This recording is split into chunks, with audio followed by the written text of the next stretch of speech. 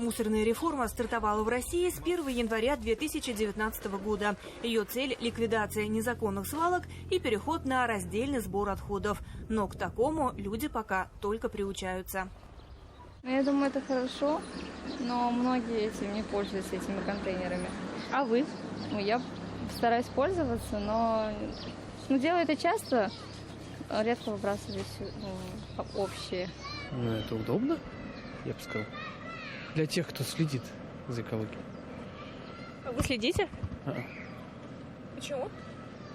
Не знаю. Не знаю почему. Ленюсь, как и все. Но если все будут лениться, так будет продолжаться. Как думаете, к чему приведет? Плохо все будет, если все мы будем жить, как я. Я думаю, что это хорошая возможность, но люди этим не пользуются. А вы?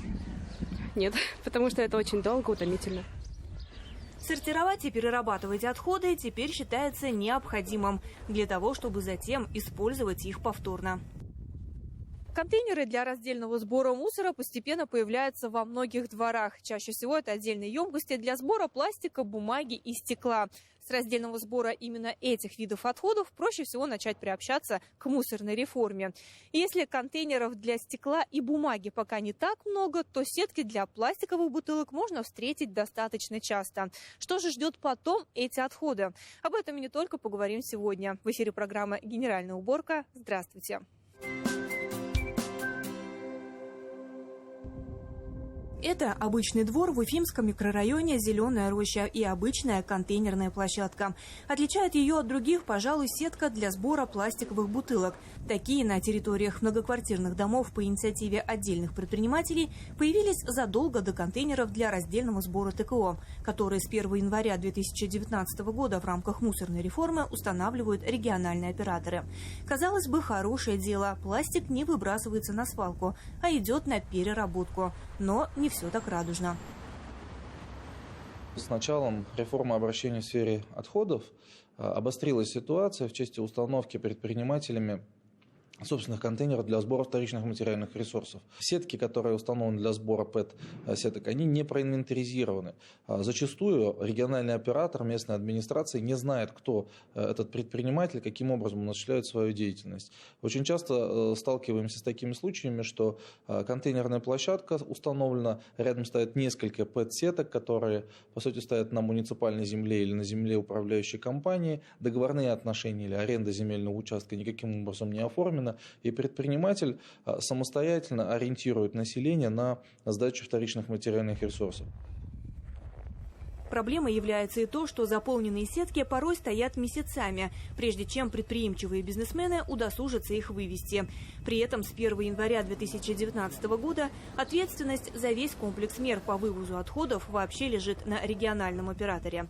Вдобавок люди безвозмездно наполняют сетки пластиковыми бутылками, которые потом предприниматель сдает и получает деньги. А жители и региональный оператор остаются, как говорится, не у дел. Нет системы, нет учета количества вторсырья. Не учтен и доход, который можно было бы пустить на развитие самих региональных операторов и снижение тарифов на вывоз мусора для населения. В будущем, если все население, либо население одного многоквартирного дома переходит на раздельный сбор отходов, такие примеры есть в Нижегородской области, утверждается тариф отдельный для раздельного сбора, безусловно, происходит снижение платы граждан. Первоочередная задача, которая стоит сейчас перед властями и региональными операторами, к 2024 году обеспечить раздельный сбор отходов для всего населения.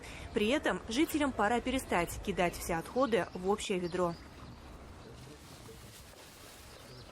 Ну, вы сами сортируете отходы, то есть вот пластиковые бутылки отдельно выкидываете? Ну, пока нет, если честно. А что мешает? Лень? Привычка? Привычка, да. Стеклянные мы сюда выносим, конечно, остальное там у нас разбросано пруд, мы, конечно, это общее ложим. Стекло отдельно, бумагу, пластик отдельно, пищевые отходы отдельно. То есть вы у себя сортировку делаете дома? Да, мне так удобно. Важное направление работы в деле раздельного сбора отходов – цифровизация всего процесса. Именно для этого разработали систему ТКО «Башкортостан», которая передает все данные от региональных операторов в Центр управления республикой, где информация анализируется для выработки системных решений.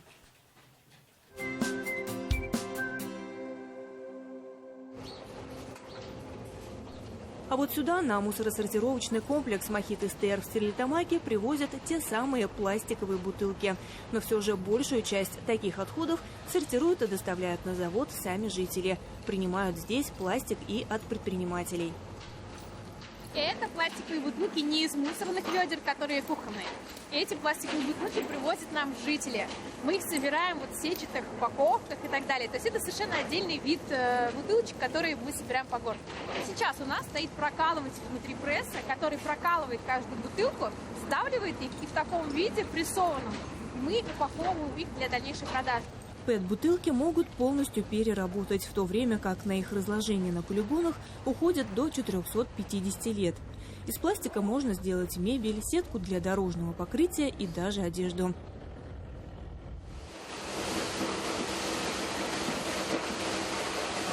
Если ПЭТ-бутылки прессуют и отправляют переработчикам, то вот с твердым пластиком процесс сложнее. В начале 2020 года на заводе в Стерлитамаке запустили специальный цех. Старые тазы и ведра, канистры, пустые упаковки из-под бытовой химии, корзины для овощей и фруктов здесь измельчают и отмывают.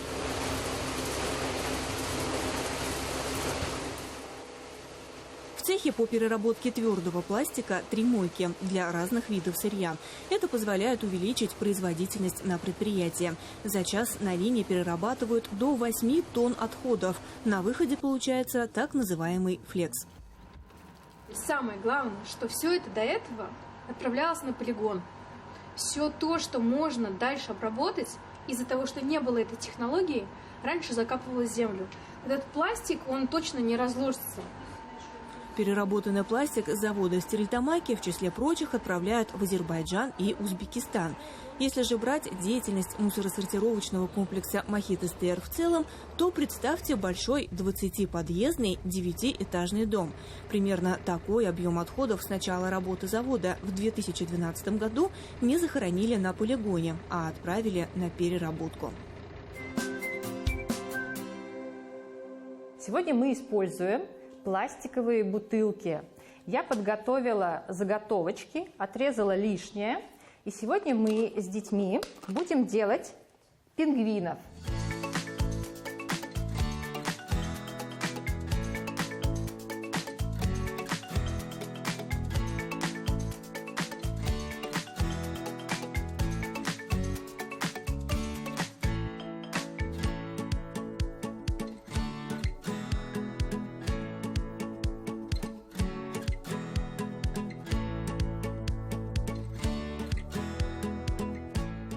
Пол-литровые, 1,5-литровые и даже 5-литровые бутылки в умелых руках Юлии Круг превратились в царевну-лягушку. Член Творческого союза художников России, она много лет увлекается подделками из бросового материала.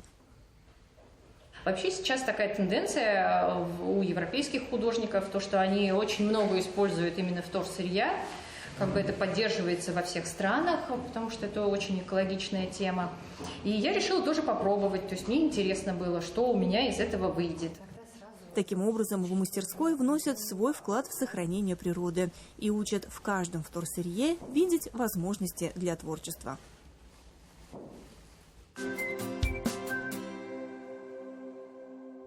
А это уже выставочный комплекс ВДНХ «Экспо Уфа», экологический форум. 1800 делегатов и 196 спикеров собрались здесь, чтобы открыто поговорить о проблемах и путях их решений. В рамках форума организовали и 5-ю специализированную выставку «Экология и технология». Человек подходит, нажимает на экран «Сдать тару», появляется сообщение «Поднесите тару в приемное окно», подносит, определяется наличие тары.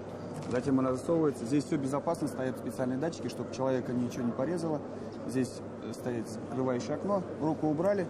Буквально через несколько секунд окно закрывается. Происходит процесс распознавания тары. Тара распознается, где-то 11 секунд пишется, что за тара, вот ПЭТ-бутылка. И потом результат. Впоследствии здесь будет штрих-код или еще что-то. Пандамат Табигат, что в переводе с башкирского означает «природа», принимает пластиковые и стеклянные бутылки, алюминиевые банки. Это совместная разработка ученых Башкирского государственного аграрного университета и представителей предприятия «Агротехсервис». разработали свою схему, изучили все существующие аналоги, узнали их недостатки, и в своей конструкции мы старались устранить эти недостатки. Если существующие в России пандоматы считывают бутылки и банки по штрих-коду, то Табигат определяет вид материала даже без этикетки. Пока он один, как демо-образец. Через 3 месяца разработчики планируют запустить серийное производство и продумать кэшбэк для тех, кто сдает тару.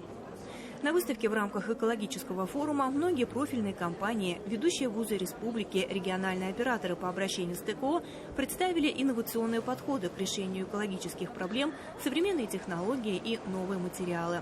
Так, к примеру, спецавтохозяйство по уборке города Уфы продемонстрировало презентационные контейнеры по селективному сбору отходов. На начало 2021 года рекоператор организовал их установку на 198 контейнерных площадках. В планах до конца года увеличить этот показатель вдвое.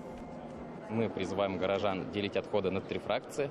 Это на стекло, пластик и бумагу, поскольку данные вторичные материальные ресурсы повторно используются в производстве, и тем самым мы минимализируем вред, который наносится окружающей среде. Главным событием деловой программы экологического форума стала стратегическая сессия «Устойчивое развитие и экология будущего. Тенденции и вызовы времени». Обсуждалась в том числе и мусорная реформа.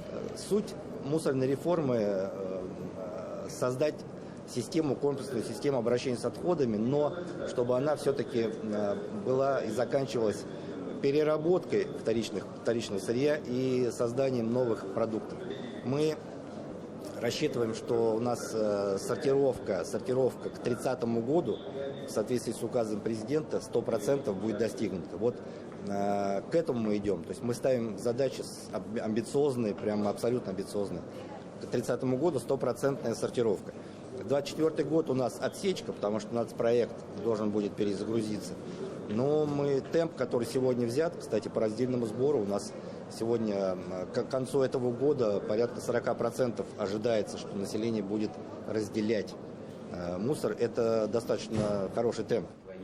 Систематизировать работу в области обращения с отходами и раздельного сбора в частности должна цифровизация отрасли. Этой теме на экологическом форуме посвятили отдельную секцию. Конечной целью цифровизации в любом случае является обеспечение прозрачности механизма движения отходов и в целом экономической обоснованности тех тарифов, которые они есть. Как отметил исполнительный директор Ассоциации организаций операторов и специалистов в сфере обращения с отходами «Чистая страна» Руслан Губайдуллин, выступая на экологическом форуме, средний тариф за вывоз мусора по стране в 2021 году составляет 100 рублей. И эта сумма не может расти более чем на 4% в год, потому что относится к коммунальной услуге. И здесь государство полностью защищает интересы жителей. Другой вопрос, что есть юридические лица, которые отказываются от заключения договоров с региональными операторами. И необходимо активно работать по выявлению таких предприятий. И наш коммунальный бизнес, он имеет одну особенность. В отличие от энергетиков, газовиков, мы не можем отключить за него плату. Мы не можем, если полдома не платит, или организация, не вывести половину отходов, половину оставить. Из этого есть некие сложности. Но они все преодолеваются, и мы видим, что именно в Башкирии есть грамотное взаимоотношение 3 ветвей реформы. Это общество, власти и бизнеса.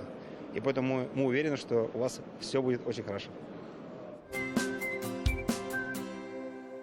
По мере разделения отходов просыпается и все большая экологическая осознанность. В зоне ответственности каждого из нас не только чистота в наших домах и дворах, но, по сути, и устойчивое экологическое развитие на всей планете. Делать простые, но важные шаги в этом направлении под силу каждому из нас. На сегодня все. Увидимся.